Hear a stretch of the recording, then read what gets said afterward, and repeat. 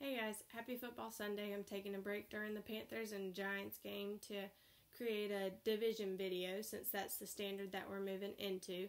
I hope all of your teams have won today, or maybe they haven't played yet.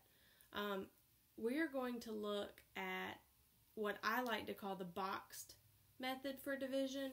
We have the area model, we have the box method, and then we have our standard algorithm, which you guys will learn later on. Today we're going to focus on the box method. You've probably either discussed a different strategy with your teacher, or maybe he or she calls this something totally different. Either way, it's fine. We are going to start with the problem 768 divided by 4. And I have it set up, so I've made my division house, and then I've kind of boxed in each of my digits here just so I know what I'm doing with each of them. So the first thing that I have to ask myself is how many times can 4 go into 7?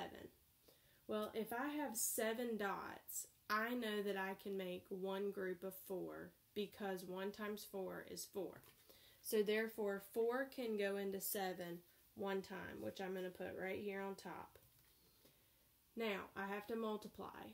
1 times 4 is 4.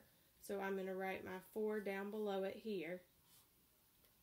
And I'm going to subtract. 7 minus 4 is 3. I'm going to write my 3 down below that. And then all I'm going to do is I'm going to push it to the side up next by my 6. So 3 is going to go over and across. And I'm just going to write a 3 right there. That number now becomes 36. So I'm finished with my 7 here. I need to figure out how many times 4 can go into 36. Well, I know 4, 8, 12, 16, 20, 24, 28, 32, 36. So 4 times 9 is 36.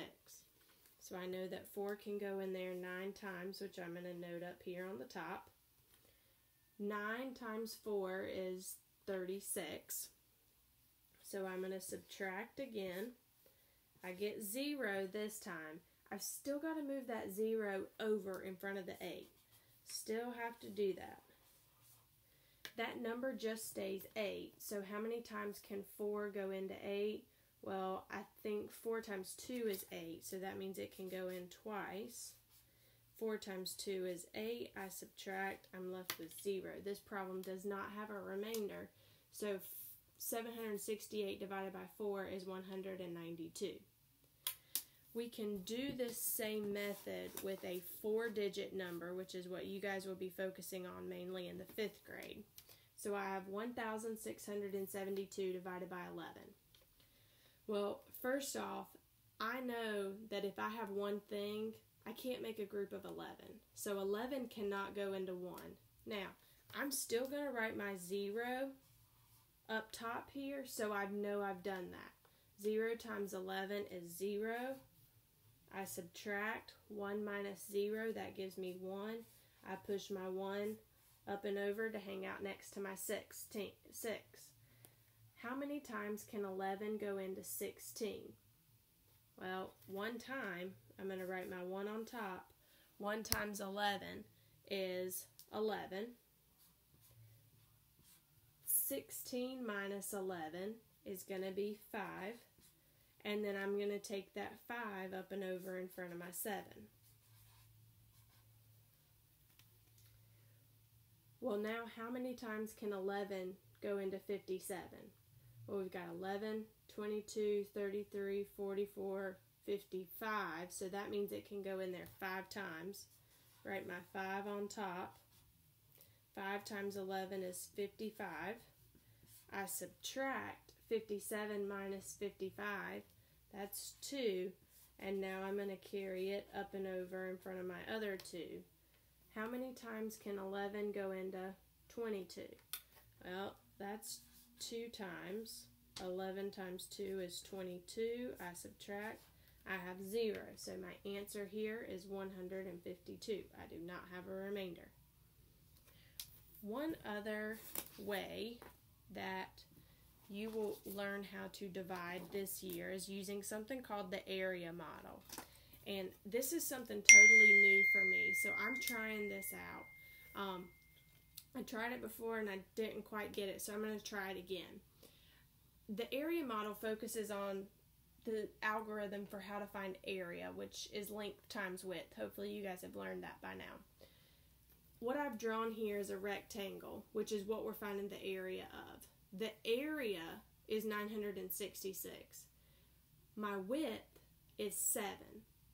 I've got to figure out what my length is. So we're going to use this to model how we would find our quotient, which is the answer to a division problem.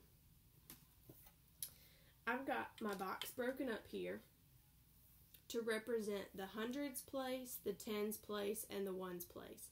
Notice that the hundreds place is bigger than the tens place, which is bigger than the ones place. Okay, I've got my 7 out here. I've got my 966 up here to remind me of what my number is. So the first thing is I've got to figure out how many hundreds can go into 966.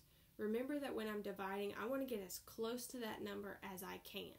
Okay, I'm going to write my 966 up here so that way we remember. So if we count by hundreds, 7 times 100 is 700. 7 times 200, that's going to give me 1,400. That's much bigger than 966. And remember, it has to be small enough to go into it. So we're going to have to go with 7 times 100, which is 700. I'm going to write my 100 up here. We would multiply 100 times 7, which is 700. 966 minus 700. Well, that's going to give us 266. Now, my 266 has to go over to my tens box. I've got to figure out how many tens can I multiply by 7 to get a number close to 266. So I know that 7 times 10 is 70. 70 times 20, or 7, excuse me, 7 times 20 is 140. 7 times 30, well, I know 7 times 3 is 21. I add a 0. That's 210. 7 times 40, well, 7 times 4 is 28. Add a 0, that's 280. I've only got 266. So I'm going to have to go with 30 because 7 times 3 is 21. I add a 0. I subtract. So 266 minus 210. When I subtract that, I get 56. And I'm going to go ahead and move my 56 over to my ones place. And now I have to figure out how many ones can I multiply by 7 to get me close to 56. Well, 7 times 1 is 7. 7 times 2 is 14. 7 times 3 is 21. 28. 35. 42. 49. 56. So that means that 7 times 8 is 56. So I have to put my 8 up top. 56, I subtract, I'm left with 0.